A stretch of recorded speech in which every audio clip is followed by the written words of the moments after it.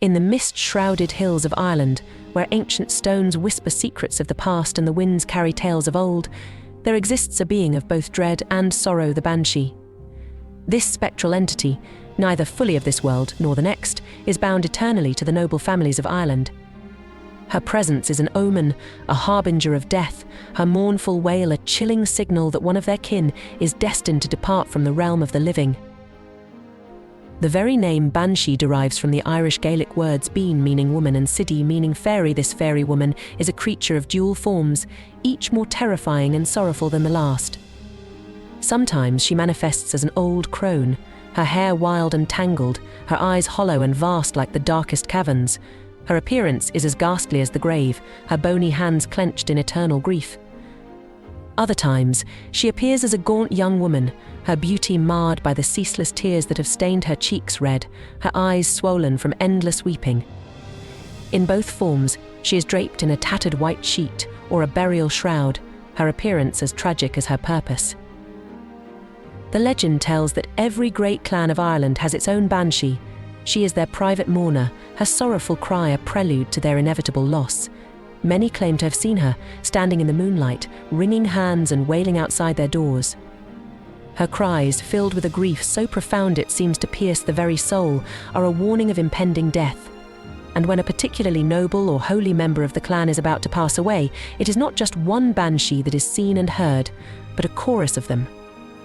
Their combined wails rise in a lament so mournful, so chilling, it seems to rend the very fabric of the night, casting a pall over the land. A variation of the Banshee's tale can be found in the legend of the bean-nighe, the washerwoman.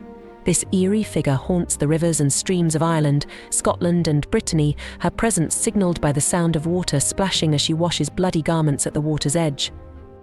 The story goes that if a traveller sees her before she notices him, he will survive. But if she sees him first, the garments she washes become his, and his fate is sealed, he will die. In the Scottish Highlands, it is believed that only those marked for death can see the bean-nighe, her spectral figure a grim reminder of their impending demise. Accompanying the Banshee is another ominous entity, the coiste-bodhar. This immense black coach, drawn by headless horses and driven by a headless being, carries a coffin inside. The sight of this ghostly vehicle is enough to chill the blood. When the coach stops by a home, and the door is opened, a basin of blood is thrown in the face of the unsuspecting resident, a ghastly sign that death is near. The tale of the Banshee is one of dread and sorrow, a spectral reminder of mortality, forever intertwined with the fate of Ireland's noble families. On a still night, when the moon is hidden behind clouds and the air is thick with the weight of unspoken words, the wail of the Banshee can be heard.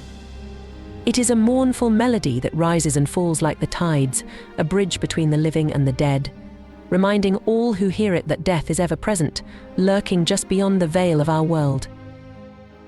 The eerie quiet of the countryside, the shadowy corners of ancient castles, and the flickering light of a single candle all are stages upon which the Banshee performs her sorrowful vigil. Her cry, a blend of anguish and despair, echoes through the night, reverberating in the hearts of those who hear it. It is a sound that cannot be forgotten, a chilling reminder that life is fragile and fleeting. So, when the night is darkest and the silence is most profound, beware the mournful wail of the Banshee. For her cry is a harbinger, a spectral prelude to the inevitable, a lament for those who are about to cross the threshold from life into death. She is the eternal mourner, the weeping fairy woman of the hills, a timeless figure in the tapestry of Irish folklore, forever bound to the fate of the families she serves.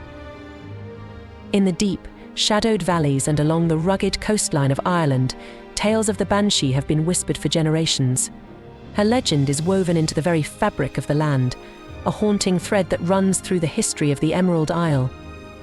The Banshee's connection to the noble families is said to be unbreakable, her presence an ever-watchful sentinel over their destinies. One such story tells of the O'Urian clan, whose lineage stretches back centuries. In the year 1487, a great chieftain of the O'Urian family fell gravely ill. As his life hung in the balance, the night grew still, and an unnatural silence settled over the castle. The moon was hidden behind a thick blanket of clouds, and a chill wind whispered through the ancient halls. It was then that the wailing began, a sound so mournful, so filled with sorrow, that it seemed to come from the very depths of the earth. The chieftain's family and servants rushed to the windows, peering out into the darkness. There, illuminated by a faint, otherworldly light, stood the Banshee. Her gaunt figure was draped in a tattered white shroud, her eyes hollow and red from weeping. She wrung her hands and wailed, her cry a lament for the dying chieftain.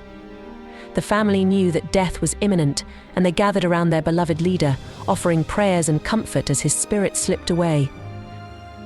In another tale, the McCarthy clan was said to be blessed or cursed with the presence of not one, but 3 banshees. It was in the early 17th century, during a particularly harsh winter, that the clan's matriarch lay on her deathbed. The snow outside the castle lay thick and undisturbed, muffling all sound. As the night deepened, a chorus of wails rose from the courtyard. 3 banshees, each more sorrowful than the last, stood together, their cries mingling in a haunting harmony. The family, knowing the end was near, huddled together, their hearts heavy with grief. These stories, passed down through generations, serve as a reminder of the banshee's role in the cycle of life and death. Her presence is both feared and respected, a testament to the enduring power of folklore. The banshee's cry is more than just a sound, it is a call from the other side, a reminder that death is an inescapable part of life.